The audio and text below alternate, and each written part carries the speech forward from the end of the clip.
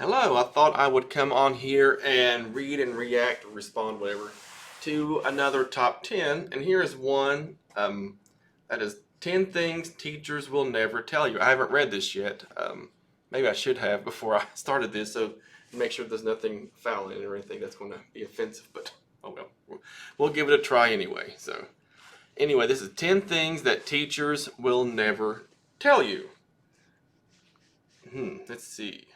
We have number one, being a teacher is hard.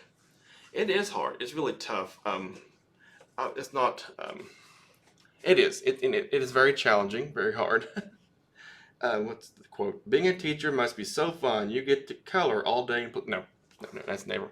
Even if you teach kindergarten and preschool, you don't just play and color and have fun all day. There's a lot of things you have to do.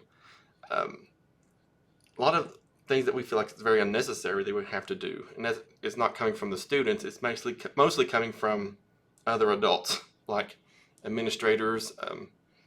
Sometimes dealing with some parents, but most of the parents I've ever had have always been wonderful parents.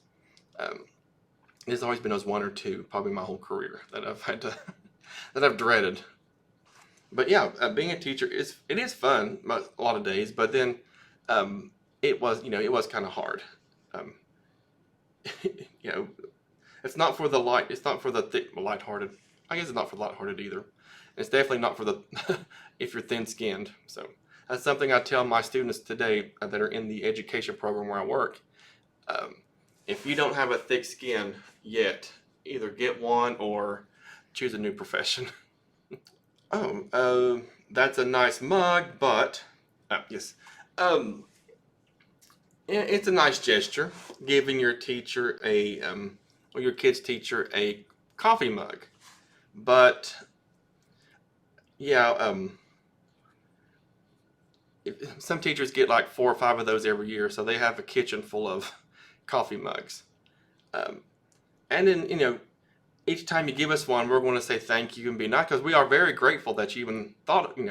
It's not that we're ungrateful, and it to me, it actually is very touching when a kid would give me a coffee mug, and I thought they went out of their way to get me something, them or the parent or the parent. So I've always appreciated it, but yeah, a teacher's kitchen generally has a lot of mugs, coffee mugs for them.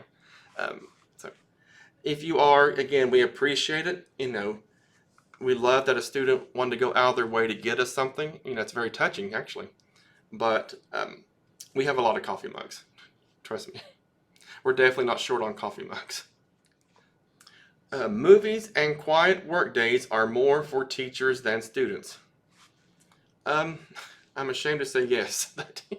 When I would do a movie day at school, I either needed a break, I needed to catch up on something. I was behind on paperwork, especially IEP writing during that time. It was a good time to put in a film. I always had to find one that was relevant that would keep their attention because you'd always have students who would still need constant attention, or they'll act out or do something during class, hit someone, or they can't just sit and watch the movie. And so yeah, a lot of times either that or again, I'm just tired. We get tired some days, and so sometimes we have to phone one in like that.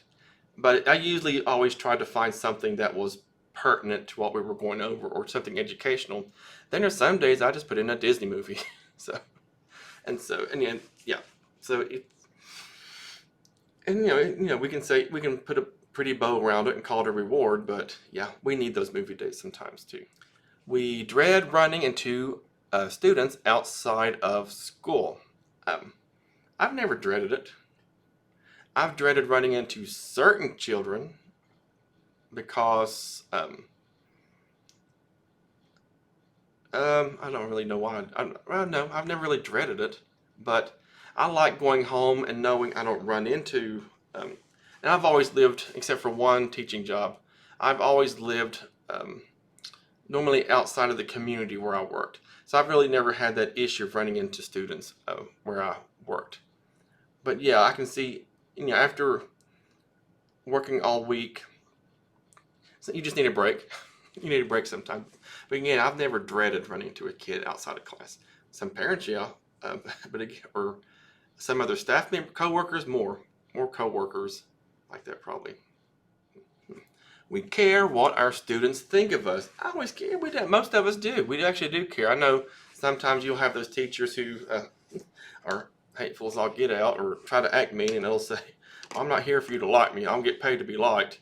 But it, who was she? Oh, what's her name? She did a TED talk. Rita Pearson, I think it was. She made the statement that kids won't learn from someone they don't like. And that's not fully true. But kids, they're more willing to learn from you if they like you. So I don't want kids to hate me. That's not what I don't go out of, I don't want bend over backwards. If a kid's not going to like you, kid's not just going to like you. That's just how it is. But I want kids to like me. I want my students to like who I am. So I do care. I can't say for every teacher. Again, this is only my point of view. I'm not, the spokesperson for every teacher, but yeah, we do care what students think about us sometimes, most of the time, and most of us do. We hate standardized tests probably more than the students. Yes, yes, absolutely. Again, not every teacher. There's some teachers who love those days. I hated it too. I hated dissecting the data. I hated giving them. That's why if you're ever moving one of my students, I know you went through guessing. we know who goes through guessing, and so you're not pulling one over on us. We just didn't care because that meant we get to finish the test earlier. So, there's some teachers who care. I didn't about that part. We love snow days and breaks too. Yes, we do. But what we shouldn't do is brag about it on social media when we do have a snow day. Because what about our friend or other person who, other professions, they don't get snow days. And so that's what, and when they see us doing that on social media, like, oh, snow day, back to bed. When your neighbor or friend of yours, they have to get up and drive in that snow, no matter what. They're not going to be too happy, and that gives an unfavorable look on the teaching profession. So we don't need to give people more ammunition to disrespect the people who are teachers like that. Students will never need to know a lot of what we teach in real life. Ask me how many times I've used area model multiplication to solve a math problem in adult life. The answer is a definite no. I wouldn't say that. I guess it's according what you teach. I taught when I was a general ed teacher. I taught science, and I guarantee probably only 10% of my students had to use what I taught them in biology. But and so that's the ones who probably went on to the science fields, and even then they probably learned most of what they needed to know while they were in college or like that. But at least I gave them a good base. Hopefully I did. Gave them a good base before they went on to college to learn more about the human body. They went to the medical field. But elementary, a lot of that, you use a lot of that in real life. You do read and write, and you still do math. But but we know good and well, like sometimes, that you're not going to keep 100% of what you learn in our classes. That's just not. And teachers who do expect that, they're kind of oblivious anyway. So sometimes we give the grades we think students deserve. For the most part, the grades I give are based on actual work quizzes, tests, projects, papers, things like that.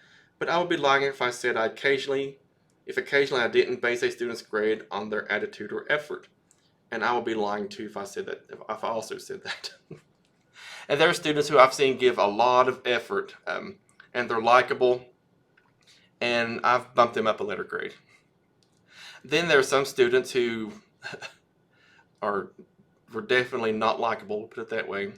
They gave little effort, and they were close to the next grade level up, and I didn't give them that. So, that's... And so sometimes we give grades that we think the students deserve. That is definitely a fact. Yeah. Well, it looks like they just had 9, actually. 1, 2, 3, 4, 5, 6, 7, 8, 9. Well, thank you for watching a list of 9 things in the 10 things, or 9 of the 10 things teachers will never tell you. I guess there was a 10th one, maybe they took it off there, but I will put this link in the description. I like to do something different every so often besides just me ranting in the vehicle or talking about any company I work for, anything like that. So if you like it, please like this. Tell me what else I could do. Tell me I stink, give it up. I don't know, whatever. All right, thank you for watching. Bye-bye.